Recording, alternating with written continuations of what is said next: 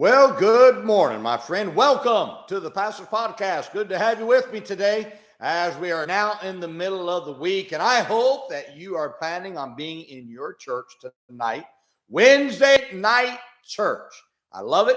We're doing that series on the Christian home. And tonight we're dealing with with lessons that every parent should teach their child. 10 lessons every child should learn from the parents. And I would encourage everybody. Now, this lesson applies to every age group of an adult. And now the youth can learn what they need to learn, whether they have parents that do this or not. Still important for them to be there and learn this. So I encourage everybody to come tonight, 7 o'clock, Wednesday night church. Be in your place. Invite somebody with you. Call around some of the families in the church. I want us to have a great time in church this week. That'd be a wonder. And tonight, and see what God can do. Well, today I want to talk about hundredfold fruit Christians. Luke chapter 8, verse 15 says, "But that on the good ground are they, which is an honest and good which in an honest and good heart, having heard the word, keep it and bring forth fruit with patience." Now, this is the parable of the sower. Jesus showed what happened to the seed that fell on different types of soil. The one seed that I want to focus on today is a seed that fell on good ground. Now, Jesus said that seed bear fruit and hundredfold. That's what he said.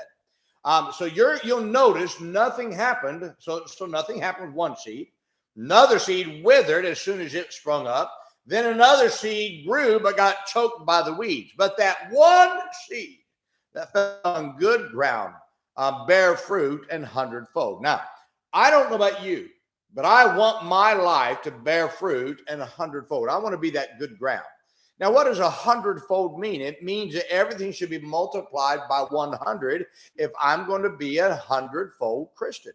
Now, I should desire for my life to produce 100 lives that are reaching other people for Jesus Christ. That should be my desire. It is not just enough to produce souls that are saved, but I should attempt to see 100 of the souls that I've seen saved to bear fruit as well. As a pastor, I want my church to see hundredfold fruit. I know that's a great goal for my lifetime, but it ought to be the goal of every pastor to see hundredfold fruit in their ministry. There are not many hundredfold pastors, but you should desire to be one of them. No matter what you do for God, whether you're a Sunday school teacher, a bus worker, or just a ministry worker somewhere, you should desire hundredfold fruit. So what does it take to have hundredfold fruit? First, you have to be focused on bearing fruit.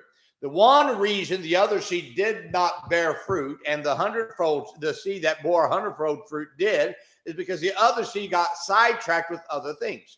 Satan's going to throw many things at you to sidetrack you from bearing fruit because he does not want the Christian to bear fruit. But you must never lose focus and don't change your priorities that your purpose of a believer is to bear fruit. Second, you must keep a good heart.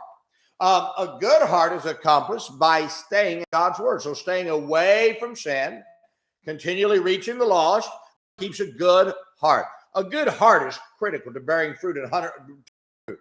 Because if your heart is not focused on bearing fruit, your actions for God won't bear fruit. Third, realize that you won't get there immediately.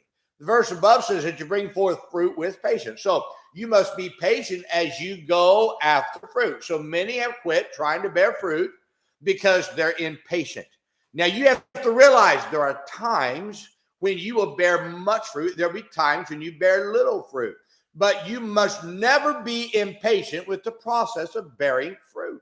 So life is filled with seasons, and that would include bearing fruit. So what we often forget is that those who God used to bear hundredfold fruit in the past had seasons where there was little fruit, but they never stopped going after fruit. So the key to having hundredfold fruit is to realize it takes time. You have to be faithful to going after fruit. Even in those seasons that seem to be bearing little fruit, you still have to keep on going after it. Never let the little season discourage you from going after your fruit, but let the little fruit bearing seasons motivate you to put more effort into bearing fruit. Fourth, it takes God to bear hundredfold fruit. You cannot get there alone. You must have seasons of prayer every week where you get alone with God to beg for his power on your life so you can bear hundredfold fruit. Now, you can do it, my friend, but it all starts. You got to start bearing fruit. Starts with getting one fruit. Before you get 100, you got to have one. And one turns into two, and two turns into four turns into eight into 16 into 32, 64, and all of a sudden you're over 100. My friend, that's what it takes. You just keep on bearing fruit, and that is the key. But you got to be patient. Got to be patient. When that time comes that you have a low season of bearing fruit, let's stay busy with it.